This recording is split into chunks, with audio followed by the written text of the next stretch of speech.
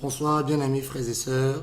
Je suis le frère Jean-Marie de la Côte d'Ivoire et je suis avec un bien-aimé qui va aussi se présenter. Bonsoir frères et sœurs, moi c'est Arnold Yao. Nous sommes enchantés de pouvoir partager avec vous cet après-midi. Voilà. Que le Seigneur soit béni et que tout soit conduit par son esprit. Amen. Donc nous sommes, comme on a pu le dire, en Côte d'Ivoire, des bien-aimés. Et puis on avait vraiment à cœur de partager un message avec vous pour parler un peu en tant que jeune, parler un peu à la jeunesse. Et parce qu'en Côte d'Ivoire, on a eu à vivre beaucoup de choses en tant que jeune. On souhaiterait partager ça aussi avec vous, et à la lumière des Écritures. Donc, on invite tout le monde à la prière. On demande au Seigneur de vraiment nous conduire, de nous inspirer, de prendre le contrôle de ce moment-là, qu'il lui-même conduise toutes choses. Notre Père qui est dans les cieux, Père, nous voulons te bénir, Adonai, notre Père. Toi qui es fidèle, toi qui es vivant, toi qui es glorieux. Père, nous soumettons toutes choses à ton esprit. Nous soumettons toutes nos pensées à ton esprit, Seigneur. Illumine le cœur, illumine nos cœurs de par ta parole, Seigneur, de gloire. Et que ton esprit nous donne la force, nous donne l'inspiration nécessaire pour que, Seigneur, ta parole soit annoncée, Seigneur, et touche ces cœurs, ces frères et sœurs, Seigneur, Père de gloire, qui soient disposés pour ta parole, Papa. Béni sois-tu, Père Adonai, que ton nom soit élevé. Merci, Papa. Au nom de Yeshua. Amen. Alors, on aimerait partager, comme on a dit tantôt, pour encourager nos bien-aimés, nos frères et sœurs. Il y a beaucoup, en Côte d'Ivoire, vraiment beaucoup de jeunes sont vraiment visités par l'évangile, sont touchés par la parole. Le Seigneur attire de plus en plus de personnes à l'évangile. On se rend compte que le Seigneur veut vraiment toucher la jeunesse. Mais après avoir été touchés par l'évangile, on se rend compte que il y a, mon frère Arnold, on se rend compte que beaucoup de jeunes ont gardé encore les séquelles du monde, ont gardé encore certaines choses du monde en eux. Et quand ils viennent dans les assemblées, il y a la précipitation. On veut faire les choses de manière précipitée, on veut courir plus vite que le Seigneur. Et malheureusement, on commet des erreurs, on fait des dégâts. Et pour cela, vraiment, on aimerait partager aussi ce qu'on a pu vivre ici, puisqu'on était vraiment nombreux, beaucoup de jeunes, et plusieurs sont retournés dans le monde, d'autres aussi ont fait des clans, d'autres, vraiment, c'était vraiment l'hécatombe ici. Et on aimerait vraiment nous encourager mutuellement, et je souhaiterais qu'on prenne un passage.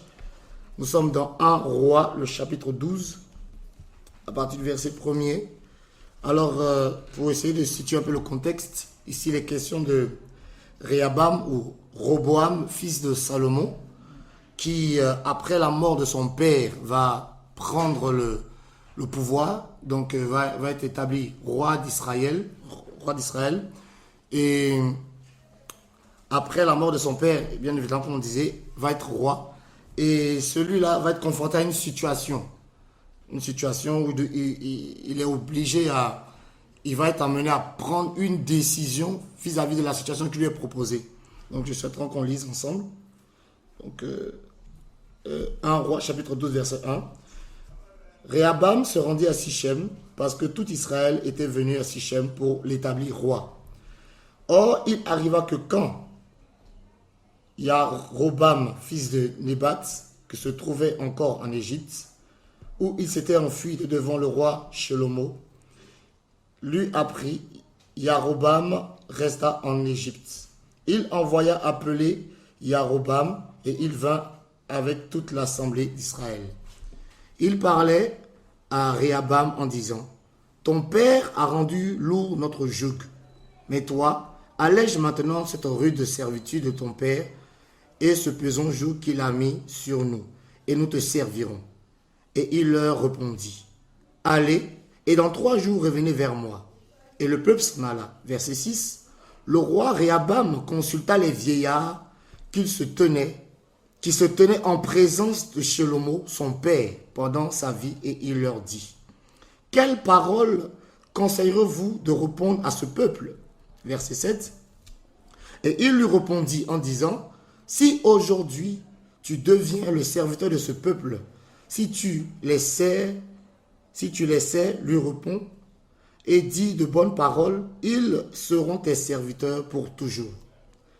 Mais Réhabam laissa le conseil que les vieillards lui avaient donné et consulta les enfants qui avaient grandi avec lui et qui se tenaient en sa présence. Il leur dit, que me conseillez-vous? Quelle parole allons-nous retourner à ce peuple qui m'a parlé en disant, allège le joug que ton père a mis sur nous? Verset 10. Alors les enfants qui avaient grandi avec lui dirent, tu parleras ainsi à ce peuple qui est venu pour te dire, ton père a mis sur nous un pesant joug, mais toi, allège-le nous. Tu leur parleras ainsi, mon petit doigt est plus gros que le rein de mon père.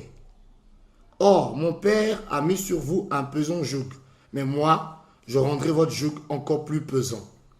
Mon père vous a châtié avec des fouets, mais moi, je vous châtierai avec des scorpions. Or, 3 jours après, Yaroboam, avec tout le peuple, vint vers Réhabam, selon que le roi leur avait dit. Retournez vers moi dans 3 jours.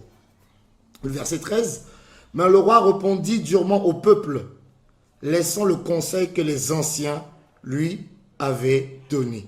Et il leur parla selon le conseil des enfants, en leur disant, mon père a mis sur vous un pesant joug, mais moi, je rendrai votre joug plus pesant encore. Mon père vous a châtié avec des fouets, mais moi, je vous châtierai avec des scorpions. Le roi donc n'écouta pas le peuple.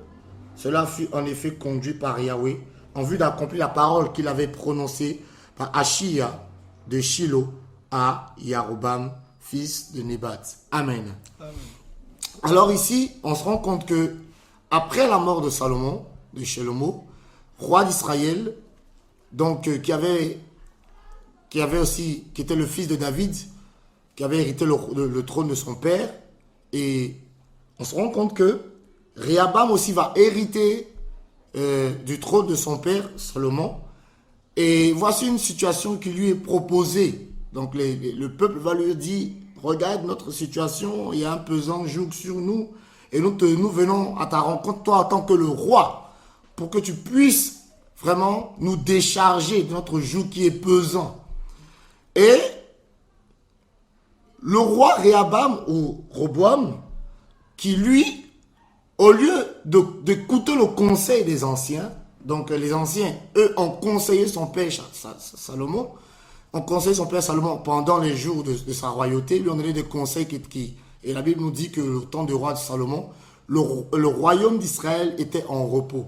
Il y avait le repos, il y avait la paix. Donc, sans doute que ces vieillards, ces anciens, donnaient de bons conseils. Donc, et on se rend compte que Roboam ne va pas écouter le conseil des anciens, mais va plutôt écouter le conseil des enfants. Comme le verset, comme la parole le dit, les enfants qui ont grandi avec lui. Donc, tu vois mon frère. Donc, les enfants qui ont grandi avec lui. Et c'est terrible, c'est ce qui se passe aujourd'hui. Vous savez, la parole dit qu'il n'y a rien de nouveau sous le soleil.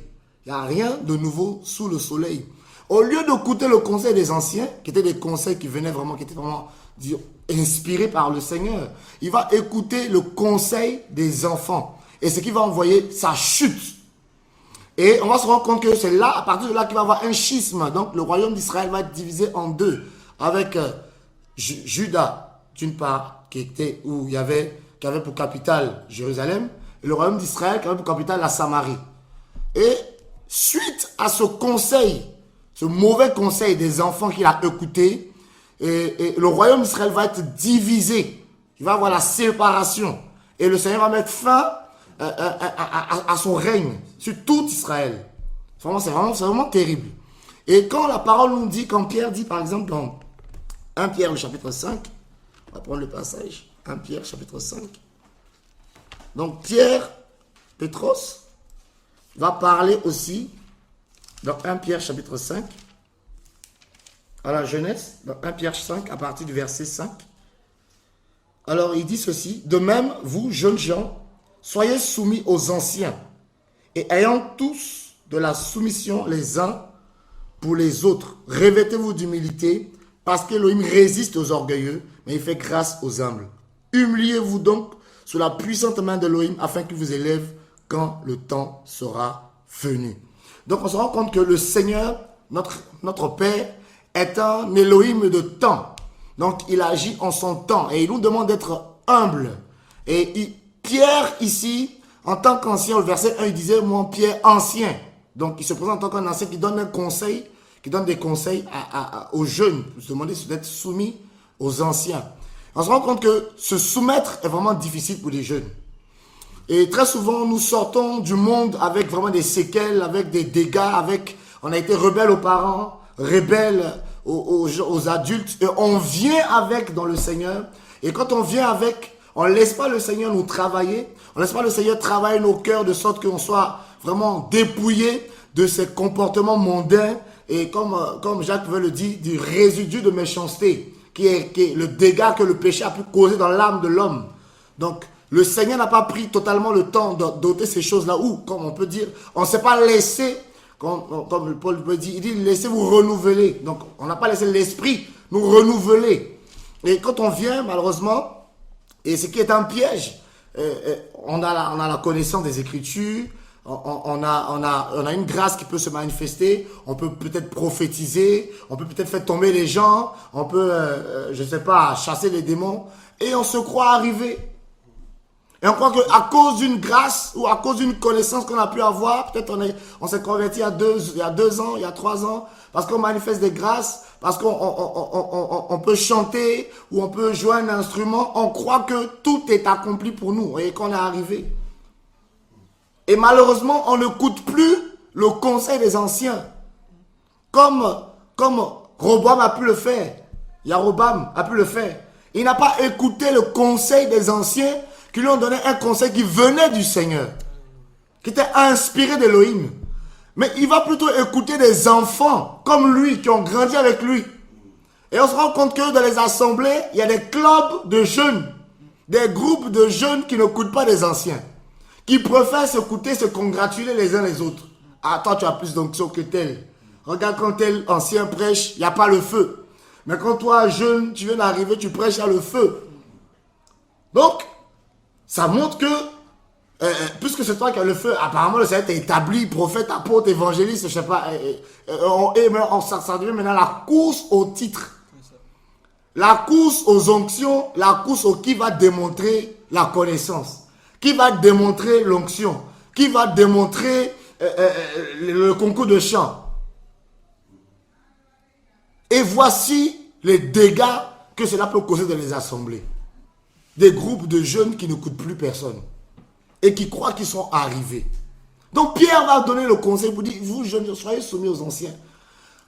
Pas des anciens qui eux-mêmes ne sont pas soumis à la parole, mais des anciens eux-mêmes qui sont soumis à la parole, des anciens eux-mêmes qui sont soumis au Seigneur. Alléluia. Des anciens qui sont des modèles. Parce que l'ancien, comme Paul veut dire dans 1 Timothée chapitre 3, Paul va donner les critères pour être un ancien. La Bible dit qu'il doit être irréprochable, irrépréhensible, tenant lui-même sa maison dans la soumission.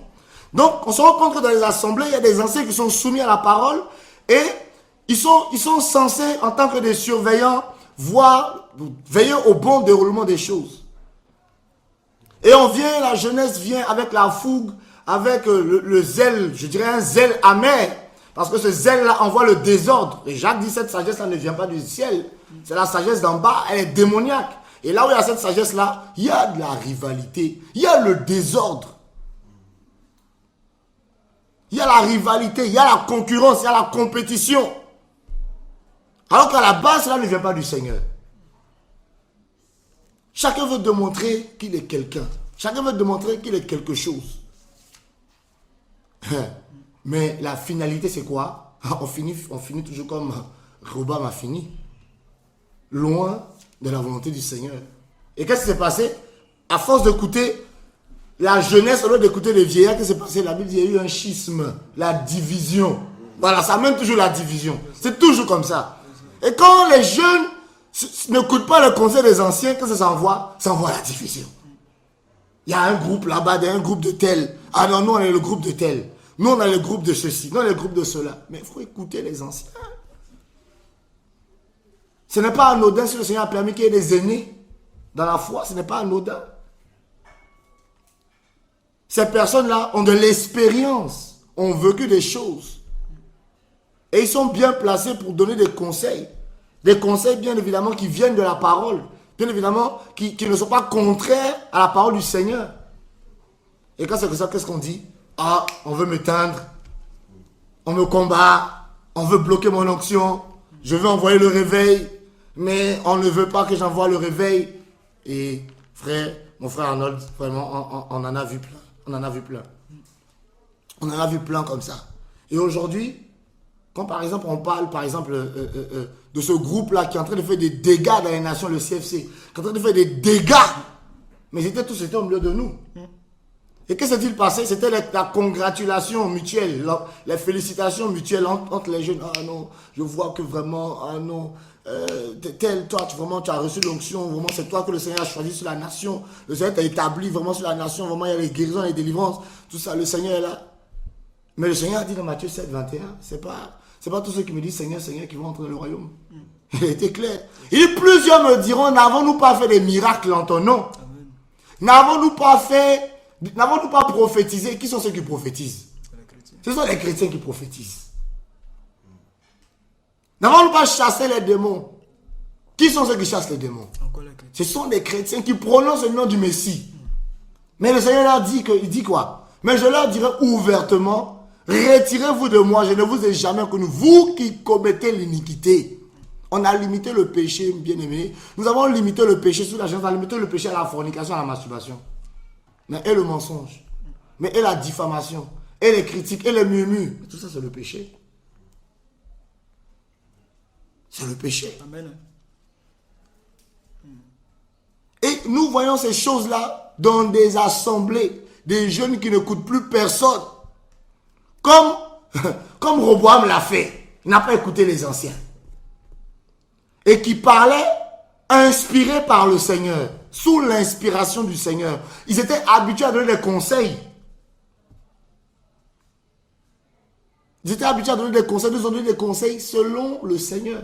Mais il a pu s'écouter les enfants. Alors que la parole nous dit, on prend un passage dans son hébreu. On nous parle des enfants. Des enfants. Hébreu le chapitre 5. Alors, l'auteur de cet épître nous parle des enfants ici. Hébreu 5. À partir du verset 12. Hébreu le chapitre 5, le verset 12. Bien aimés, nous voulons vraiment encourager les uns les autres et faire prendre conscience à nos frères, selon ce que nous avons pu vivre ici, de faire vraiment très attention à l'esprit de groupe. Hein? Comme Yarobam. Et c'est un esprit de groupe. On dit que c'est les enfants qui avaient grandi avec lui. L'esprit de groupe. Ah, on est ensemble. Tout ça. On était ensemble. Oh, on est parti là-bas dans tel endroit ensemble. Donc, c'est bon. On ne se dit plus la vérité selon le Seigneur. On ne marche plus selon le Seigneur. Maintenant, on fait des groupes de jeunes. On va manger ensemble, toujours ensemble. On mange. On cause toujours ensemble. Il n'y a même plus l'intimité avec le Seigneur. Il n'y a plus l'intimité. Parce que si tu es intime au Seigneur, le Seigneur te dira, c'est dans quoi tu es là. Je ne suis pas dedans. Le Seigneur va te sortir de là. Mais quand on est toujours ensemble, on mange toujours ensemble, matin, midi, soir, on mange ensemble, on s'appelle, à 23h, tout ça. Maintenant, c'est plus l'esprit qui nous unit, c'est la chair. Ce sont les affinités qui commencent à naître, les relations humaines. C'est maintenant, ça devient la camaraderie, du copinage. Des clubs d'amis. Alors que la parole nous dit que si nous disons que nous sommes en communion les uns les autres, nous devons être en communion d'abord avec le Seigneur. C'est ça la base. Nous ne nous réunissons pas parce que nous sommes beaux, bien, nous sommes des garçons. Non, c'est à cause du Seigneur que nous sommes là. Et si c'est le Seigneur c'est à cause de lui vraiment que nous sommes là. Nous devons marcher selon le Seigneur, selon la parole du Seigneur, et non selon un groupe. Alléluia. Alors il dit quoi dans Hébreux chapitre 5 verset 12? En effet, vous qui devrez être des docteurs, vu le temps, vous avez encore besoin qu'on vous enseigne les premiers rudiments des oracles d'Élohim. Et vous êtes devenus tels que vous avez encore besoin de lait et non de nourriture solide. Or, quiconque use de lait ne sait pas ce que c'est que la parole de la justice parce qu'il est encore un enfant. Mais la nourriture solide est pour les hommes parfaits, pour ceux qui, par l'habitude, ont leur sens exercé à discerner le bien et le mal. Alléluia. La parole du Seigneur est vraiment vraie. On nous parle des enfants, les népios, les ignorants. Donc, Roboam a préféré écouter les ignorants au lieu d'écouter des personnes qui étaient parfaites, des personnes matures, mûres. Ici, le mot parfait, bien aimé, la Bible dit quoi? Le mot parfait signifie quoi? Âge mûr, adulte, fait, ce qui est parfait. En un mot, les gens qui sont dans le Seigneur depuis plus longtemps, qui sont des aînés, qui sont des pères dans la foi. Pas des gens qui votent les femmes, qui violent les femmes des gens. Pas des gens qui prennent l'argent des gens. On voit le témoignage. Apollos pouvait dire à Timothée, il dit, toi tu as suivi ma doctrine, ma conduite. La conduite. Tu as vu comment je me suis conduit. Donc il y a le témoignage du comportement de la personne. Alléluia. C'est quelqu'un qui marche selon la voie et les voies du Seigneur. Mais pourquoi ne pas écouter une telle personne? Mon frère Nold, pourquoi ne pas écouter une telle personne? Nous voyons le témoignage du Seigneur. Paul dit, soyez mes imitateurs comme je suis moi-même du Mashiach. Alléluia. Donc, c'est quand on voyait Paul, on voyait Apollos, on voyait le Messie. Donc il y a des personnes, quand on les voit, on voit le Messie. Alors que les jeunes qui manquent de repères, qui sont eux-mêmes déjà envoûtés par la séduction de la chair, par les dons spirituels, par la connaissance biblique, par la connaissance des versets, qui ont déjà le crâne bien rempli de versets, ne veulent plus écouter. Et Roboam a préféré écouter les enfants, au lieu d'écouter les hommes qui étaient adultes, mûrs, qui étaient aptes à leur donner des conseils. Il a préféré écouter les gens qui sont encore au lait, qui n'ont aucun discernement. La Bible dit quoi? Le verset 14, il dit, mais la nourriture solide est pour les hommes parfaits, pour ceux qui, par l'habitude, c'est important. C'est-à-dire qu'ils ont l'habitude de ces choses. Et ils savent toujours comment ça finit. Ça finit toujours mal. Ça finit toujours mal. Ont leur sens exercé à discerner le bien du mal.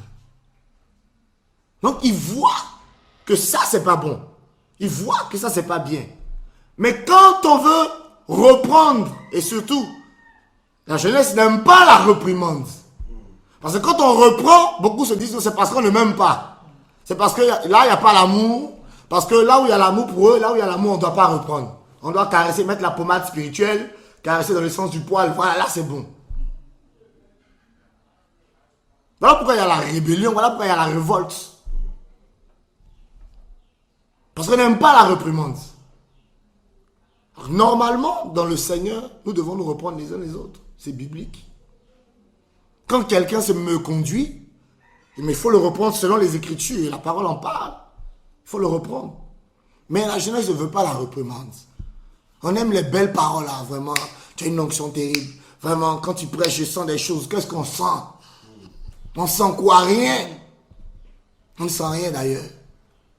Ah non, tu m'as donné une telle prophétie, tout ça, machin. Ah, tu sais, tu peux répéter la prophétie, vraiment. Quand tu prophétises, ah, vraiment. Pour glorifier la chair. Mais le Seigneur n'est pas dans ces choses. Le Seigneur est dans... Pierre disait quoi? Dans l'humilité. L'humilité, la simplicité.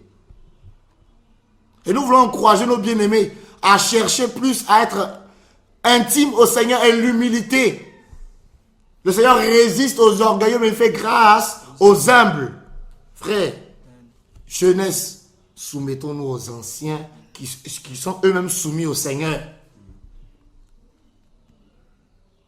Pas les anciens qui viennent, oh non, vraiment, vous avez vu quand vous avez parlé contre... Quand Myriam a parlé contre Moshe, le Seigneur l'a frappé de la lèpre. Si vous parlez contre moi, vous frappez de la lèpre. Qui vont toujours, influencer les gens, qui vont chercher à dominer les gens. Non, mais des personnes qui sont soumises au Seigneur, soumises à la parole du Seigneur, qui ont le témoignage du Mashiach. Alléluia. Amen. Et c'est ce que le Seigneur cherche. C'est ce que le Seigneur veut. Parce que la jeunesse, c'est quoi? C'est la vigueur. C'est, oui, nous allons faire, nous allons aller là-bas. Oui, mais écoute. Alors, Proverbe, il y a un passage dans Proverbe par rapport à la réprimande. Dans Proverbe chapitre... Excusez-moi. Proverbe chapitre 29, le verset 1er. Proverbe 29, verset 1er.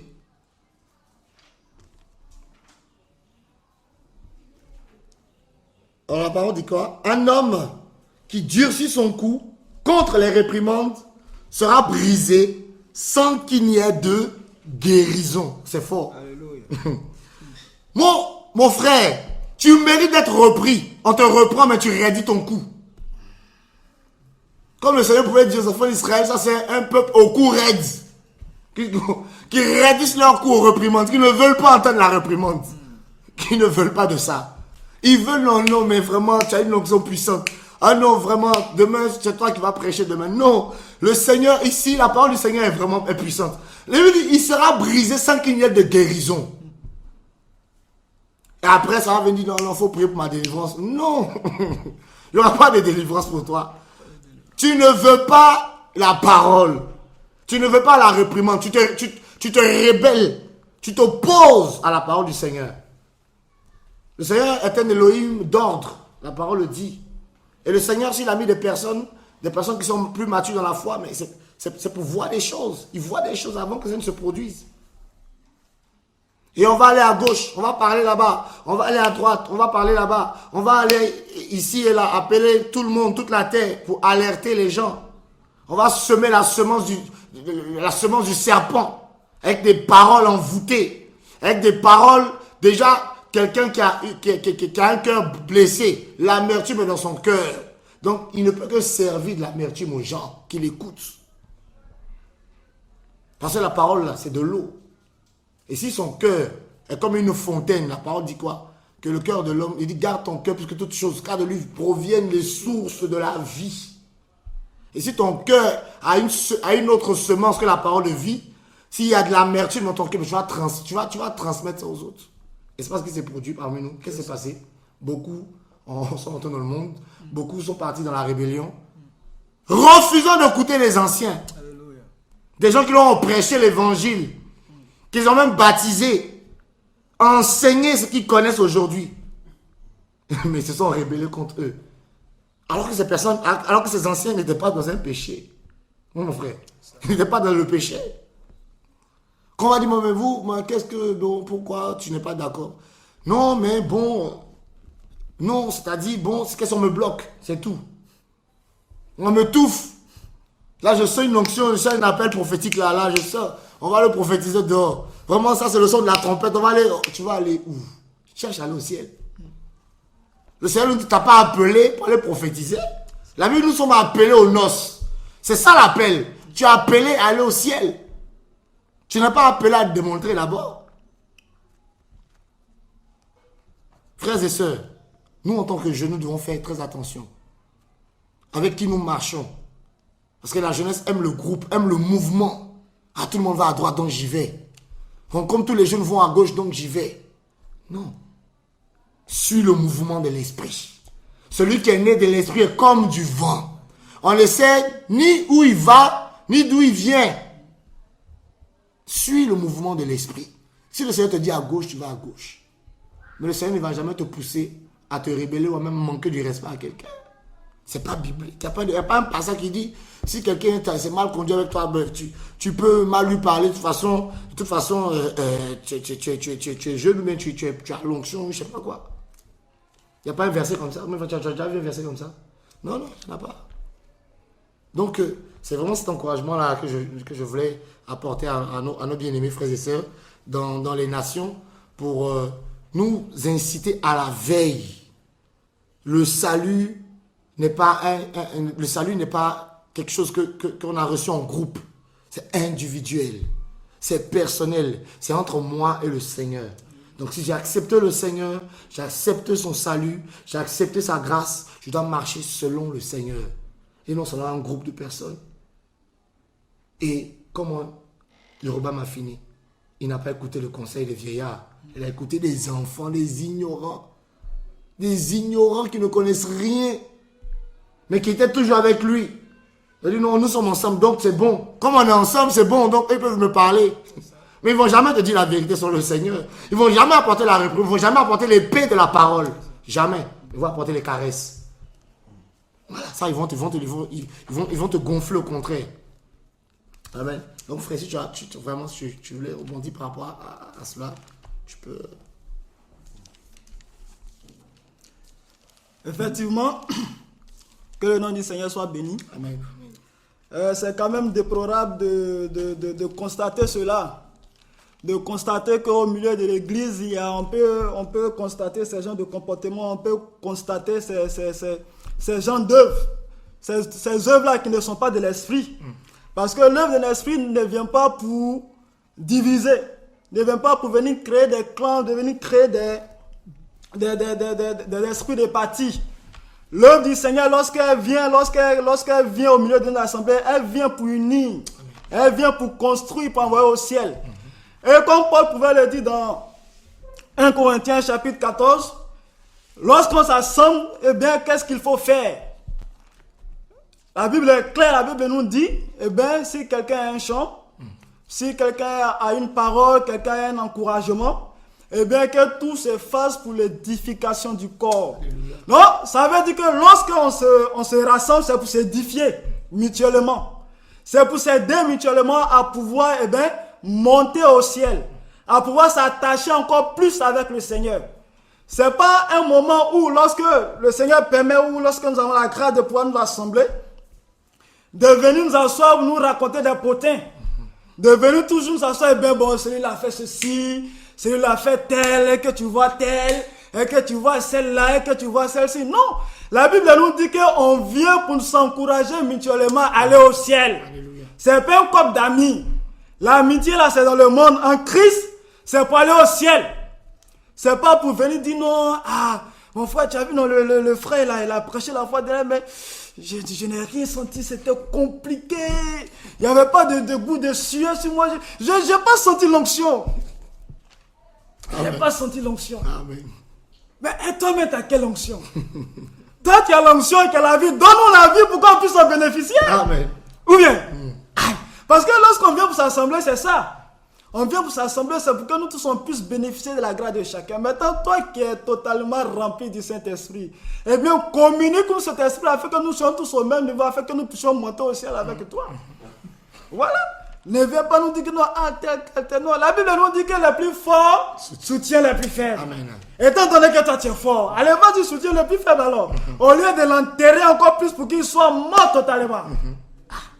Que le Seigneur nous aide. Alléluia. Amen. Donc, lorsque la jeunesse, comme le frère pouvait le dire, on est beaucoup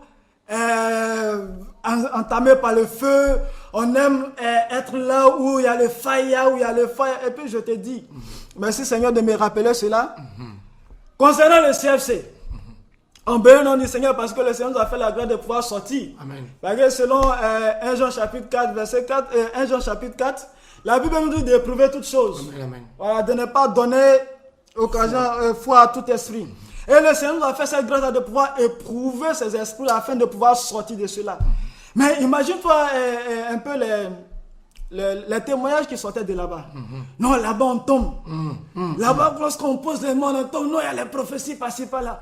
Oh, c'était des gens qui allaient directement en enfer. C'est clair. Oh, l'esprit nous parle ici de la sagesse. On ne nous parle pas de la sagesse, c'est quoi? La sagesse du Seigneur, c'est quoi? Cette sagesse-là, cette onction-là qui envoie l'homme à s'attacher encore plus au Seigneur et non à s'attacher encore, qu'on appelle aux œuvres, aux miracles. Lorsque le Seigneur envoie les disciples 2 par 2 pour aller évangéliser, pour aller en mission, lorsque les disciples sont revenus, qu'est-ce qu'ils ont dit? Ils disent, mais Seigneur, on est parti, les démons nous étaient soumis, on a guéri les malades, on a dépossédé ceux qui étaient déposés, mais le Seigneur leur a dit quoi? Il a dit non, ne soyez pas heureux de ce que les démons vous sont soumis, mais soyez heureux de ce que vos noms sont écrits dans le royaume, dans le livre de vie. Alléluia. C'est à cela que le Seigneur nous envoie. Ton nom est écrit dans le livre de vie. Et les gens étaient attirés par ces miracles mensongers, par ces démons qui exerçaient dans ces lieux-là. Et c'était là tout le monde. Non, le Seigneur, C'était du genre, bon, les gens tombaient. Et il y avait une soeur qui allait là-bas, qui cherchait à tomber uniquement. Et depuis elle a commencé à mettre le pied là-bas, elle n'est jamais tombée jusqu'à ce que le Seigneur l'enlève là-bas. Et elle est venue nous raconter cela. Seigneur. Mais on a dit, mais ma soeur, sois bénie du Seigneur, parce que le gars t'a pas imposé les mains. Parce que tu n'es pas tombé. Parce que si tu étais tombé, imagine-toi la suite des choses. Puisqu'il y avait des gens qui étaient avec nous, qui aimaient le Seigneur. Et qui aimaient le Seigneur, mais qui étaient partis là-bas, mais qui, par la foi des choses aujourd'hui, qui sont retenus dans le monde. D'autres qui sont dans le monde, mais qui se disent chrétiens parce qu'ils sont encore attachés à ce monsieur-là. Mais il y a beaucoup de nos frères, de nos anciens frères qui sont retournés dans le monde parce qu'ils n'ont pas veillé. Parce que, comme on le dit ici dans Hébreux chapitre 5, qui n'ont pas exercé leur oreille au discernement des esprits. Ils ont porté croyance à tout bon vent. Et c'est vraiment une grâce que le Seigneur nous a fait de pouvoir sortir de cela. Et lorsqu'on parle, ce n'est pas parce qu'on n'aime pas ce jeune-là. On l'aimait, on a œuvré avec lui, on était avec lui dans des missions par-ci et par-là. C'est parce qu'on avait vu cet amour du Seigneur-là en lui. C'est pourquoi on avait été avec lui. Mais la Bible nous dit que ce qui nous unit là, c'est le Seigneur. Amen. Mais quand il n'y a plus, nous n'avons plus la même pensée. Puisque la Bible nous dit qu'il n'y a que deux personnes qui sont accordées, qui marchent ensemble. Et vu que nous ne sommes plus accordés, vu que nous voyons que c'est plus le même esprit qui agit au milieu de nous, eh bien, c'est normal que nos chemins se séparent. Amen. Parce que moi, je suis pour le Seigneur. Toi, tu es pour le malin. Parce que le Seigneur lui dit que toi, tu n'es pas avec lui, eh bien, tu es du malin. Donc, du coup, on est avec le Seigneur. Amen, amen. On ne marche plus avec le diable. Voilà, donc, on sent. Donc, appelez-nous mauvais comme on est né, comme vous le voulez. Mais la Bible ne dit pas que la gentillesse est un fruit de l'esprit. La Bible nous dit que c'est la piété, l'amour pour le Seigneur qui est un fruit de l'esprit. Et c'est la piété. La Bible nous dit, Paul pouvait dire à Timothée de ne pas être ivre de vin. Mais d'être plutôt rempli du Saint-Esprit. Que l'exercice physique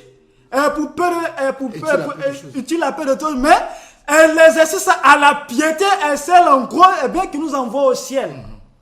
Eh bien, celui qui n'est pas avec le Seigneur, je suis désolé, moi je ne peux plus marcher avec lui. Donc, lorsqu'on nous disait que ce jeune homme-là, c'était un sataniste, ce jeune homme-là était un ouvrier d'iniquité, c'est parce que l'Esprit nous a parlé, nous a convaincus. C'est pourquoi, et attesté par la suite, c'est pourquoi on dit que ce jeune-là, il n'est pas du Seigneur. Et comme il n'est pas du Seigneur, nous, on ne marche plus avec lui. Et dommage, et ces personnes-là qui le suivent, dommage, et ces jeunes gens-là qui sont au milieu dans les assemblées et qui cherchent à faire de copinage ici, par-ci, ici, par-là. Et comme nous le disions, il n'y a pas de copinage dans le Seigneur. Comme le dit 1 Corinthiens 14, lorsque vous assemblez, c'est pour que le corps soit édifié. Le corps soit édifié pour qu'on puisse monter ensemble, aller au ciel. Et lorsque, on pouvait le dire dans le passage de début, lorsque tu refuses la réprimande, il faut dire que tu es mort. Amen. Quand tu refuses la réprimande, tu es mort. Parce que le Seigneur a fait cette grâce-là aux cheveux blancs, à la sagesse. Parce que le Seigneur voit les cheveux blancs comme une sagesse. Les personnes qui sont affermies, avancées dans la foi comme des personnes sages. Et lorsque ces personnes sont remplies du Saint-Esprit, et que lorsque tu es un jeune homme, bien que tu aimes le Seigneur et tout ça, que tu es dans l'assemblée, que tu dérapes, et que ces personnes-là viennent vers toi pour venir te répondre, ne pense pas que ces personnes ne t'aiment pas. Eh bien, c'est l'amour du Seigneur qu'ils ont qui fait qu'ils viennent vers toi pour venir te parler, pour venir te réprimander, pour venir te reprendre afin que tu puisses réformer tes voies. Et cette personne qui refuse la réprimande, eh bien, elle est vouée à aller en enfer, elle est vouée à se perdre. C'est clair, la parole est claire. Parce que quelqu'un qui a beaucoup de défauts, quelqu'un comme le Seigneur pouvait dire, il pouvait dire aux pharisiens, il dit, mais l'extérieur de la coupe là, vous la rendez propre, mais l'intérieur de la coupe, elle est sale.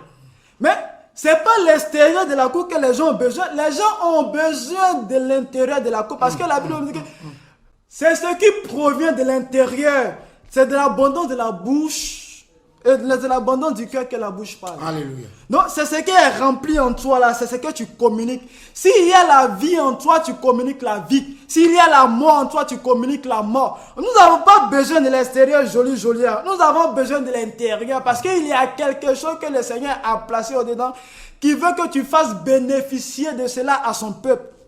Maintenant, si ton intérieur est pourri, si ton intérieur est sale et que c'est rempli d'amertume, c'est rempli de rapines et de ronces, mais c'est la mort que tu vas distribuer. Maintenant, nous, on ne veut pas de cette mort-là.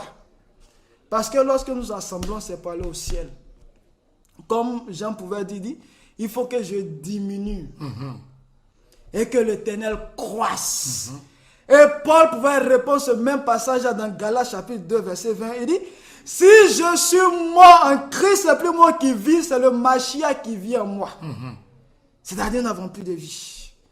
C'est-à-dire, dès lors que nous faisons profession d'appartenir au Seigneur, lorsque nous faisons profession de suivre l'Éternel, de suivre Yahushua Mashiach, nous ne nous appartenons plus à nous-mêmes. Il n'y a que Yahushua qui vit en nous. Maintenant, nous ne pouvons pas être vivants. La chair ne peut pas être bien saignante. Et puis, on va se dire non, on va œuvrer pour le Seigneur. Non, ça ne passe pas. La preuve en est, lorsque tu fais des erreurs et qu'on te reprend, on voit où est-ce que ça mène. Comme Jéroboam. Tu refuses ces conseils, tu préfères aller t'assembler avec l'assemblée des mécontents. Parce que comme là, vous avez la même vision, et cette vision, c'est quoi? C'est cette vision démoniaque, tordue, pour détruire l'œuvre du Seigneur. Parce que l'assemblée des mécontents, on dit le thème mécontent.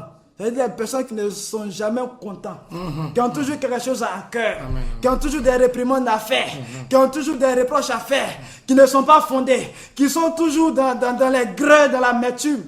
Non. Mais tout ça, c'est des œuvres sataniques. Ça ne peut pas te faire avancer toi-même. Ça ne peut pas faire avancer ce que tu écoutes. Au contraire, tu pollues, tu ne cesses de polluer. Et comme nous sommes dans un temps de la fin, où, comme le dit 2 Timothée, ça je vais le lire parce que depuis là je donne les versets sans le lire. 2 Timothée chapitre 3, je pense bien, de 4.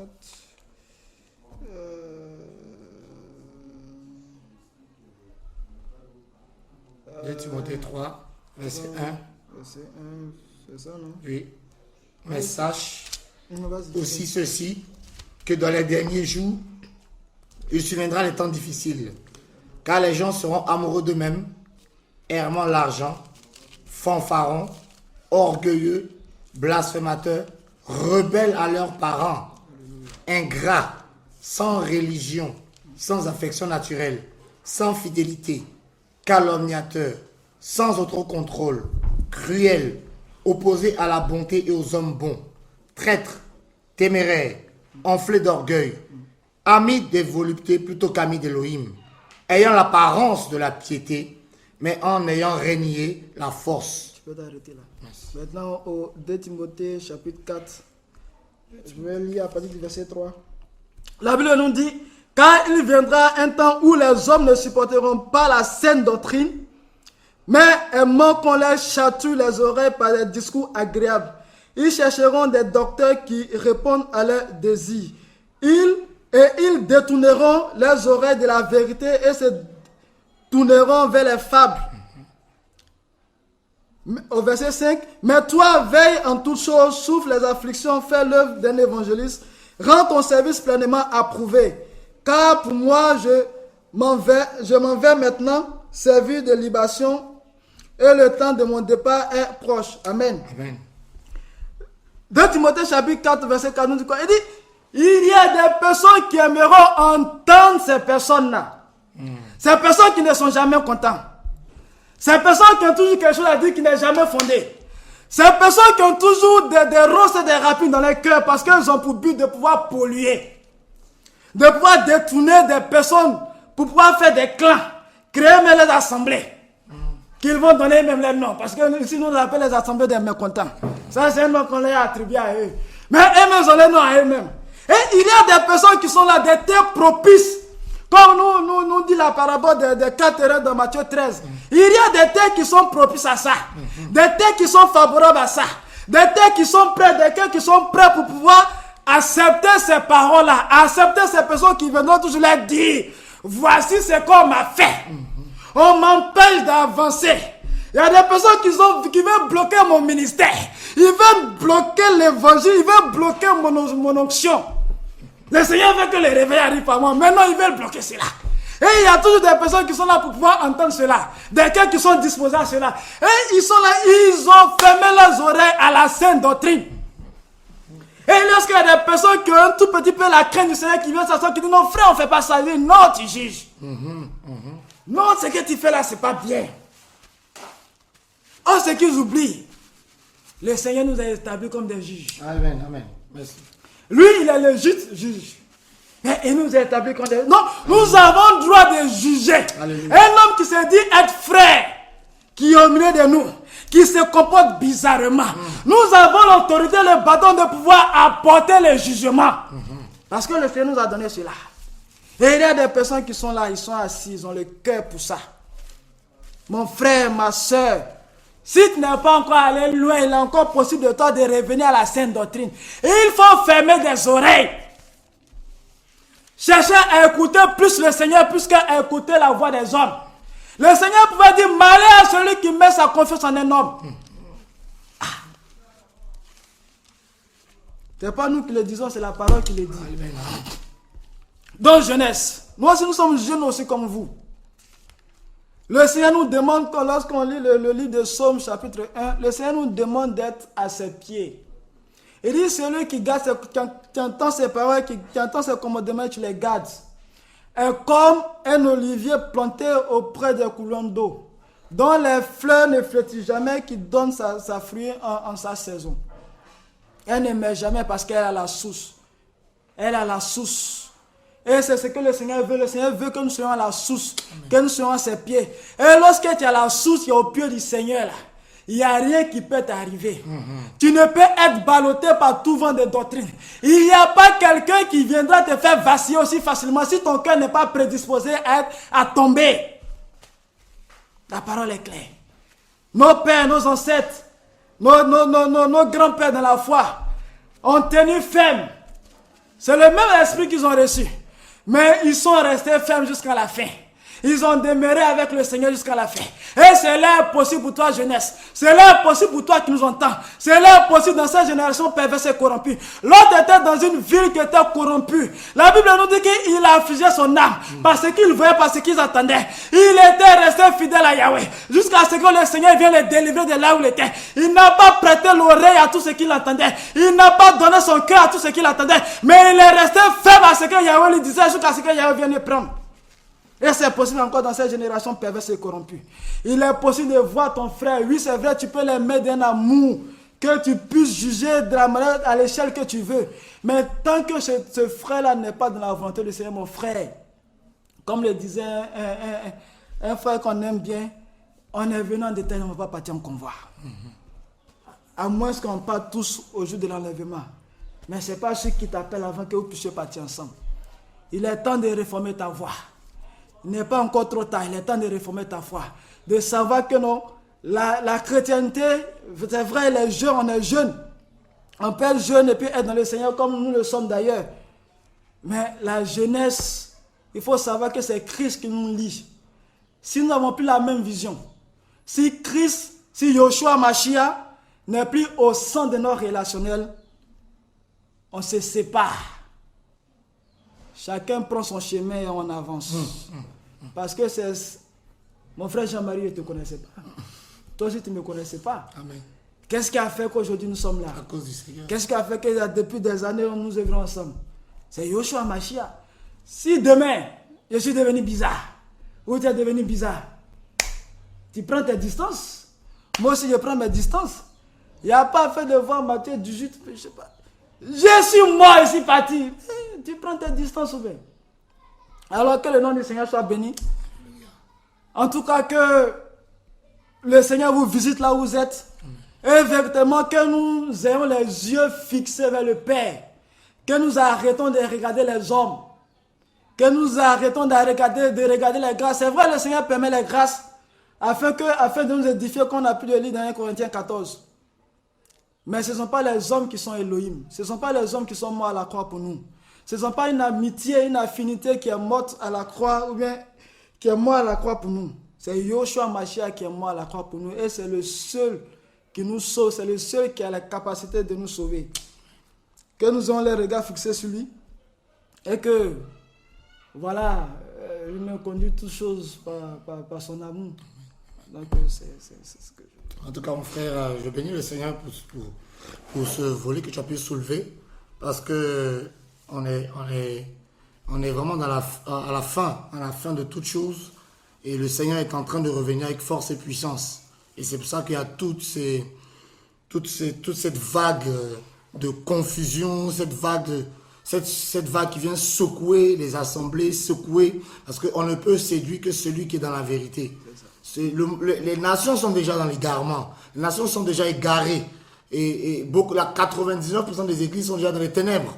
Donc c'est là où il y a les fils d'Elohim, c'est là que Satan veut venir établir son trône. Et il passe malheureusement par des personnes qui sont bien disposées à cela, qui ont le cœur vraiment bien disposé, qui veulent se faire voir, qui veulent être acclamés, adulés, qui veulent, d'après eux-mêmes, percer. Je ne sais pas percer pour aller où, mais malheureusement, Satan passe par eux pour vraiment casser l'œuvre du Seigneur et décourager les bien-aimés pour empêcher d'autres de servir le Seigneur correctement. Et nous voulons dire, selon la parole du Seigneur, le Seigneur a dit, le scandale viendra, mais malheur à qui? Malheur à celui par qui le scandale va venir. Amen. Voilà, malheur à celui. Donc si, à cause de toi, quelqu'un retourne dans le monde, mon ami, le Seigneur va te demander des comptes. Donc que chacun de nous puissions véritablement marcher selon la voie du Seigneur, marcher selon la parole du Seigneur. J'aimerais qu'on lise ce passage avant de terminer. Nous sommes dans Jacques chapitre 3, le verset 13. Donc Jacob veut dire ceci. Jacques, le chapitre 3, le verset 13. Il dit, qui est sage et intelligent parmi vous, qu'il montre ses œuvres par une bonne conduite avec douceur et sagesse. Mais si vous avez dans votre cœur un zèle amer et un esprit de parti, ne vous glorifiez pas et ne montez pas contre la vérité. Car ce n'est pas là la sagesse qui descend d'en haut, mais est terrestre, animale, diabolique. Car là où il y a de la jalousie et un esprit de parti, il y a du désordre et toutes sortes de mauvaises œuvres. C'est tellement vrai, quoi. Là où il y a un esprit de parti, là où il y a de la jalousie, il y a toujours le désordre. C'est obligé. Il y a toujours le désordre. Et quand ces choses se manifestent au milieu de nous, on voit le désordre que ça cause. On voit le désordre que ça peut causer. Et c'est une sagesse qui vient de la terre, une sagesse démoniaque. Donc il y a les démons dedans, il y a les Satan qui travaillent. Et il dit quoi? Il dit, mais la sagesse d'en haut est premièrement pure. En effet, ensuite pacifique, douce, conciliante, pleine de miséricorde et de bons fruits, sans partialité et sans hypocrisie, mais le fruit de la justice qui se sème dans la paix pour ceux qui pratiquent la paix. Alléluia. Amen. Donc, quelqu'un qui est vraiment animé par l'Esprit du Seigneur va toujours chercher il va toujours chercher la paix. Il va toujours chercher qui est vraiment l'entente, qui est l'unité. Et pas une unité où tout le monde doit être ensemble. Non, pas ça. Mais une unité qui est où nous tous, nous cherchons à obéir au Seigneur. Nous ne nous combattons pas les uns les autres. Voilà, on s'encourage mutuellement. J'encourage mon frère, j'encourage ma soeur. Et si tel frère a quelque chose à cœur, aussi longtemps que je discerne que ça vient du Seigneur, que ça glorifie le Seigneur, que les âmes sont sauvées, que les cœurs sont libérés, on encourage le frère. Mais je ne vais pas lui faire un combat avec mon frère. Le combattre, dit non, tel n'est pas bien, alors que le frère n'a rien fait. Et malheureusement, c'est ce qu'on trouve dans nos assemblées. La compétition, les rivalités, les jalousies. Et c'est toujours parmi les jeunes que ça se produit. Comme je disais là. Et on va voir un tel ancien. Ah bon, tel là, il ne crache pas le feu. Bon, moi là, vous voyez quand moi je prêche, je crache le feu vraiment. Tu as vu, avant, tu sais, quand je prêchais, tel était tombé. Voilà. Donc, ça montre que le Seigneur est avec moi. Alors que ce n'est pas forcément ça. Voilà. Et on a vu même dans la parole, hein, on a vu dans la parole, lorsque les pharisiens, les scribes sont venus attraper le Messie, ils ont posé la question, ils ont demandé, mais où est le Messie? Où est Yeshua? La Bible dit, quand il a dit, c'est moi, que c'est passé? Ils sont tombés, vrai ou faux? Ils sont tous tombés. Il a dit, moi, je suis. Ils sont tous tombés. Mais ils sont réveillés. Quand ils sont levés, qu'est-ce qu'ils ont fait? Ils l'ont saisi. Est-ce qu'ils ne sont pas allés le crucifier après? C'est pas parce que tu es tombé que tu vas changer. C'est ça. Tu peux tomber. Toujours tu peux tomber. Tu peux tomber de minuit à midi du lendemain. Mais est-ce que ça veut dire que tu as changé? Ce que le Seigneur veut, c'est pas qu'on tombe d'abord. Tu peux ne pas tomber, mais il faut que la parole entre en toi. Que tu crois à cette parole. Que tu aies un esprit de repentance. Que tu décides de produire le fruit du... C'est ça que le Seigneur veut. C'est pas tomber relevé, c'est pas ça. C'est pas ça l'onction. Forcément, quand on est tombé, alors vraiment, on est tombé. Est-ce que ta vie a changé? Le Seigneur veut des hommes et des femmes qui marchent dans l'évangile. Et nous voulons vraiment encourager nos bien-aimés à vraiment revenir à la parole, à discerner toutes choses.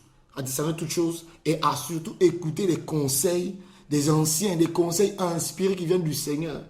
Qui viennent du Seigneur, afin de ne pas être séduits, afin de ne pas être égarés, comme beaucoup ont pu l'être malheureusement, parce qu'ils n'ont pas prêté oreille. Ils n'ont pas écouté d'abord le Seigneur, et ils n'ont pas écouté les hommes que le Seigneur, par qui le Seigneur passait pour leur parler, ils n'ont pas écouté. Et aujourd'hui, on voit les dégâts. Hein. Tu vois comment d'autres sont dans le péché, d'autres sont dans la fornication. On apprend des saletés. On apprend des saletés. Un endroit où on dit, il y a soi-disant l'onction, où on tombe, où on nous prophétise. Mais on apprend que parmi vous qui êtes censés avoir l'esprit plus, on apprend qu'il y a des gens qui sont dans l'homosexualité, il y a des gens qui sont dans la fornication, il y a des gens qui sont dans ceci, dans cela. Ça, c'est pas l'esprit du Seigneur.